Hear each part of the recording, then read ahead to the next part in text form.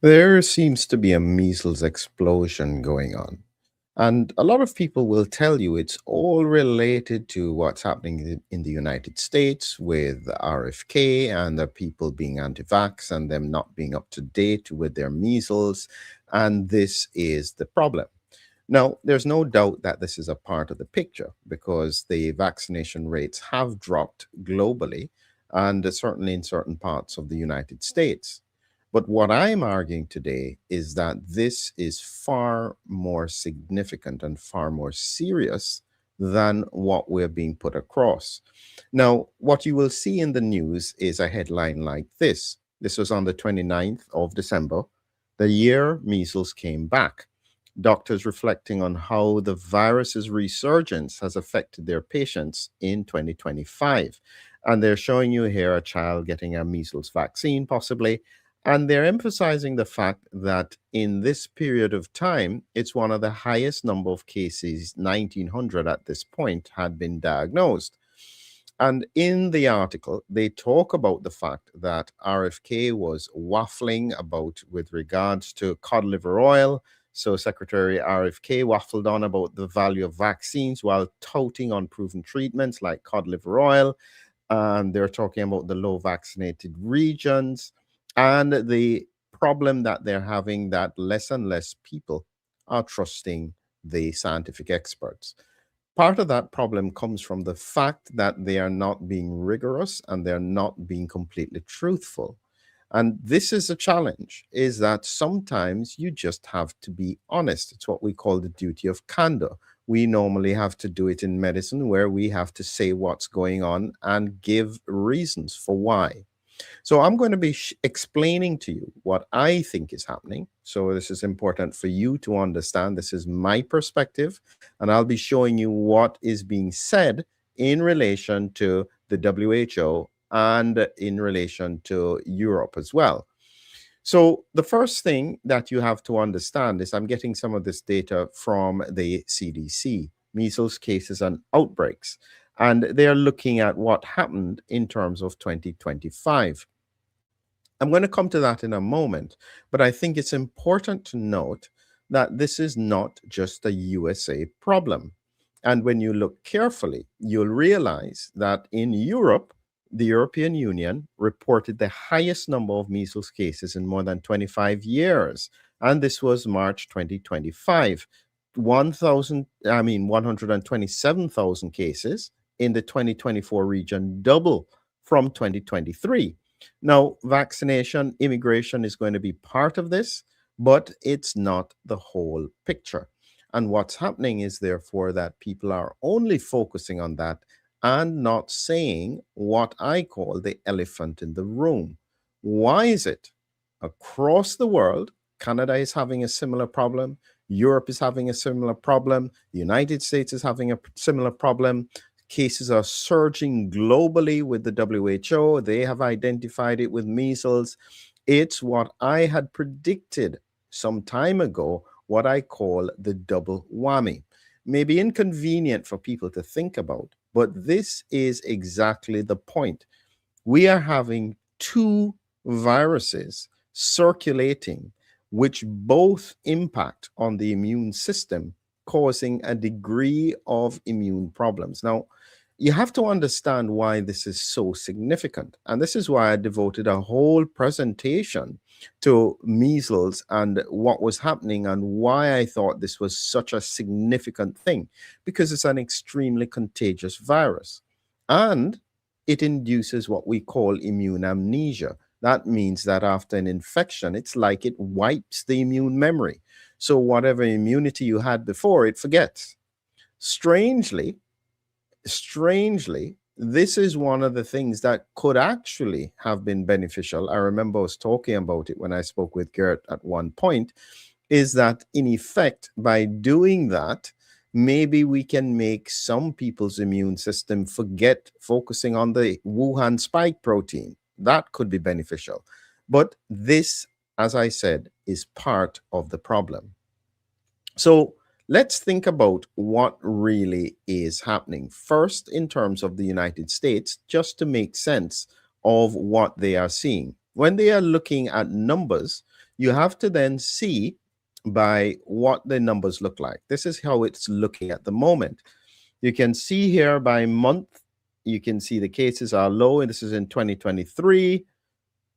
There was a little bit of a surge in 2024, and then you see a big surge in 2025.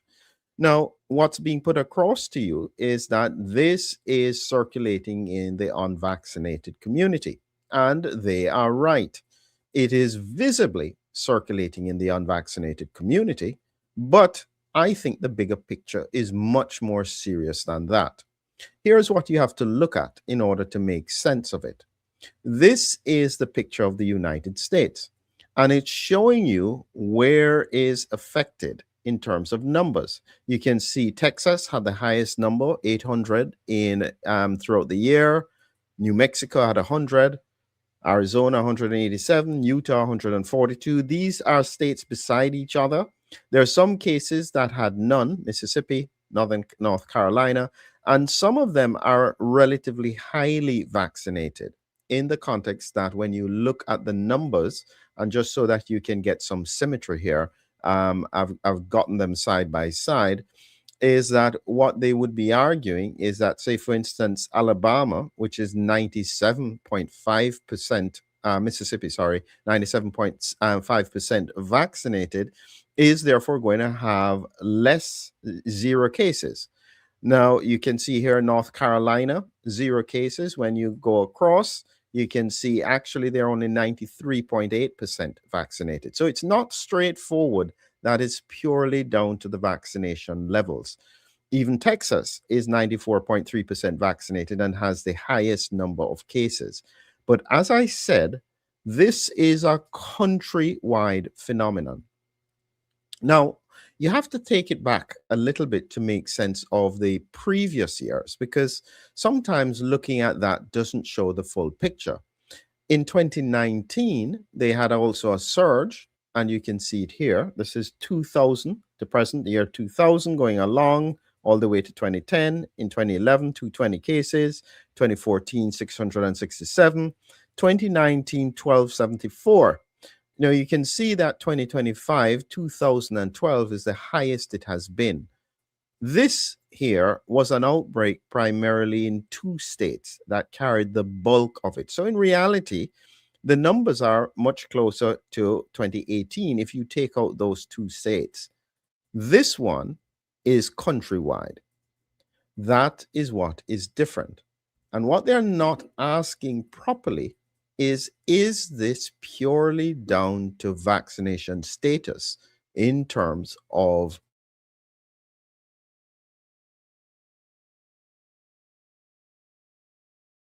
in to what I've explained before. So when we look at what happens in terms of measles, and you can see it here, if this will come up, yes, you can see here mucosal layer, and normally the virus is blocked, or normally it has to infect this layer, get past the immune defense, and then get into the bloodstream in order to spread, in order to cause symptoms with regards to measles.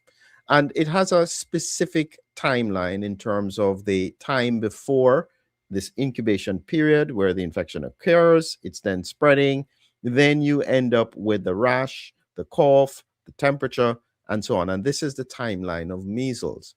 Now, what seems to be relevant here, or what is important to understand with regards to this measles, is how measles actually infects. Now, it does 2 things. As I showed you, it infects the upper airways here, say for instance, in the nasopharyngeal region, infects there, but in order to get out, it comes out through the lungs. Now, this is important because it's using 2 different locations. That means it has to spread in the blood to get to the lungs to get out. And that circle of infection is very important because, in theory, what should happen is that the immune system is able to block the circulation of the virus, even if it broke through mucosal defense, and therefore prevent circulation after that. That would be the idea. clearly, this is not happening. And this is where it's tied in to COVID. So when you have a depleted COVID situation after an infection where all of these immune cells are being suppressed, and this is probably one of the most serious parts about COVID, suddenly you have a situation where the immune system is struggling to cope with other viruses, measles included, one of the most infectious viruses around. That is what I think is happening. And here's the problem, because why would they not want to acknowledge that, you may ask? Why would they not just say, listen, we're having a situation here where the population is a bit further immune suppressed, and therefore they are less likely to control any viral infection, including measles? The reason it's hard to acknowledge is because you would then have to say which cohort are likely to have this immune suppression combination of infection after reinfection after reinfection. The truth is that based on the extrapolation of the science, it is more likely to be the cohort who have been elephantized, if you can read between the lines. That would then mean that they would have to acknowledge that problem. Nobody wants to go there. And so we have a situation where it is easier to pretend that it is simply the fact that people are choosing not to get their MMR vaccine, and this is the reason why it is spreading so avidly. Remember, when I show you this map of the United States as to where it is located, this is broadly across the USA. And what is unlikely to be happening is that it's purely unvaccinated communities spreading it all through the whole of the United States. Here is where it is a problem, because what I suspect is happening is that we are having a situation where it is being spread not just by the unvaccinated, but by a cohort of the vaccinated cohort. And this is very important. Now, this is not speculation, because we know already when we look at the cases in 2025, when you look at the vaccination status, 93% were unvaccinated or unknown. But we know that 7% had at least one MMR dose. And what you're looking at here is a cohort of the population who had obvious clinical measles, meaning they had a rash. My argument is that suppose you only have 7% with a rash, but in reality, subclinical spread is occurring among 15%. This is now where you have this situation that you have wide and broad spread of the virus in a way that doesn't seem to make sense, because it's not the unvaccinated spreading it to other unvaccinated people. That's when you have a localized outbreak. What I'm showing you here is a countrywide outbreak. This is not just a concentration other than in Texas. This is all the way across the United States. Who is spreading this? And I think this is a very important point. They should be looking carefully at looking for subclinical spread of measles, especially among adults, because the presentation of disease is unlikely to be the same with children. They may not get a rash. If you look carefully at the symptoms, and this is where you have to go back to the symptoms, I'm going to show you, you just have to imagine this point in order to make sense of what is going on. I'm trying to get the correct slide here so that you can see the breakdown of all the symptoms. When you look at the symptoms with regards to it, just imagine you don't have the couple of spots in the mouth. There is no obvious rash, but you have a sniffly nose, a cough, a little bit of red eyes, and temperature. How is somebody going to know that this is still measles without the rash? This could be anything, including COVID. And suddenly we have a problem where you have viral infection occurring and spreading, and no one is aware. This is why I think this is so serious.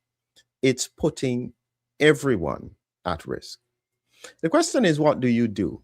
One, this is one of those times where, in reality, if you are a parent, you really have to think seriously about if your child is unvaccinated against measles. Certain parts of the world, you can't get just a measles vaccine. You'd have to use the MMR. And so the point is, if they haven't had it already, this is one of those times where the MMR makes a lot of sense because so many people are likely to be circulating this. And although a lot of children don't get severely unwell, this could still be a risk.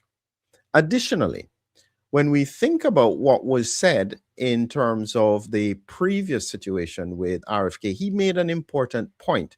And I think that it has been ridiculed simply because it doesn't fit the narrative. And what he had said is that people should take cod liver oil. And the reason this is relevant is simply because it has a good source of vitamin A. Cod liver oil, 1,350 micrograms in cod liver oil. The highest is in beef liver, 21,000. So if you can, I used to get fed liver as a child, so I realize now the value of it. But the point is that what it does is that it adds an extra layer of protection to the mucosa. It makes it better able to defend itself. And if you remember what happened in COVID, where people were discouraged from taking vitamin D, and it made no sense. Why would you discourage anyone from taking vitamin D, especially if they are deficient or in a temperate climate where they're not getting enough sun exposure? It makes no sense. Don't discourage them. In the same way, whilst vitamin A is not going to prevent measles, it will certainly, whether or not a child is vaccinated, improve their mucosal immunity. And so therefore reduce the risk whether or not they've been vaccinated for subclinical infection. The same applies for the adults. If you are parents and you are concerned about that, one of the simplest ways to improve the levels of vitamin A, but you have to remember it's a fat-soluble vitamin, so you can take too much of it. But good old-fashioned strategies, if you're old enough to remember your grandparents giving you a spoon or a capsule of cod liver oil, that made perfect sense then, and it probably makes perfect sense now. But the fundamental principle is that what we have here is what I call a double whammy. Circulating COVID, circulating measles, both of them causing immune amnesia. This is a recipe for disaster, not just in children, but in adults as well. And this, in my view, is an example of one of those hidden issues that is going to come out from the side and cause us great difficulty if we don't act on it. There is still certainly a role for people who haven't been vaccinated against measles to have it, especially if you've got children or even if you're an adult. If you haven't had it, it makes sense. But there is also an important role for everybody to participate in improving their immunity, because this is what is happening now. If it's happening in the US, I suspect it's happening all over the world. This surge, based on my prediction with the immune system, is going to rise year on year. It's not going to come down. And it's not simply just about the fact that they are unvaccinated. That is my view. And that's what, in my idea, the science tells us. This is far more significant. And we don't have acknowledgement for it, which means that it only compounds the problem. Everybody has a role to play here. And what we can't afford to do is get into narrative-based science. Narrative-based science tells you that you only follow what fits. No, everybody needs to look deeper than that and make sure we are all part of the solution. Have a great evening.